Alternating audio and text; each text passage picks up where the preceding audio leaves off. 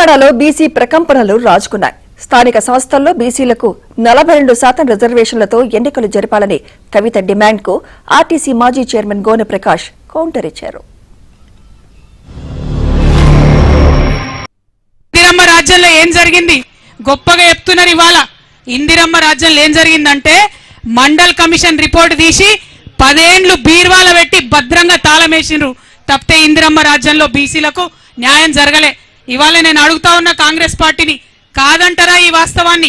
నెహ్రూ గారి రాజ్యంలో అన్యాయమే, ఇందిరమ్మ రాజ్యంలో బీసీలకు అన్యాయమే. తర్వాత రాజీవ్ గాంధీ గారు వస్తే ఇదే విపి సింగ్ గారు నేను అమలు చేస్తున్న మండల్ కమిషన్ రిపోర్ట్ అంటే పార్లమెంటులో గంటన్నర మాట్లాడతారు. రాజీవ్ గాంధీ గారు మాట్లాడేమంటారు, బీసీలకు రిజర్వేషన్లు ఇస్తే ఈ దేశం విచ్ఛిన్నం అయిపోతుందని చెప్పి ఆనాడు రాజీవ్ గాంధీ గారు మాట్లాడిండ్రు. ఇది చరిత్ర కాదని లేని వాస్తవం. ఇది తప్ప అని నేను కాంగ్రెస్ వాళ్ళని వాళ్ళు అడుగుతా ఉన్నా.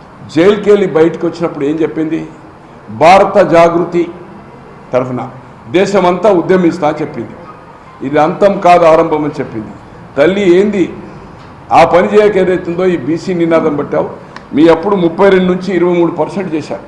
మీ క్యాబినెట్లో కానీ కార్పొరేషన్లో కానీ జిల్లా పార్టీ అధ్యక్షులు కానీ ఎంతమంది బీసీలకు ఇచ్చారమ్మా? ముఖ్యమంత్రి అయితే అని అన్నకు పోటీగా మొన్న అసెంబ్లీలో బావా బొమ్మర్దులు. ఈరోజు ఏ ఒక్క బీసీ నాయకుడు లేడండి.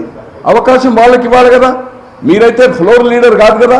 ఫ్లోర్ లీడర్ వాళ్ళు కేసీఆర్ గారు రాలి, బలహీన వర్గాలకి ఇవ్వు. నిజామాబాద్లో ముఖ్యమంత్రి, కాబోయే ముఖ్యమంత్రి, జై జై, ఇటువంటి స్లోగన్ ఇవ్వద్దని చెప్పాలి కదా, చెప్పాల. నిన్న నూతన సంవత్సరంలో కేటీఆర్ గారు సమక్షంలో అక్కడ కేటీఆర్ ముఖ్యమంత్రి.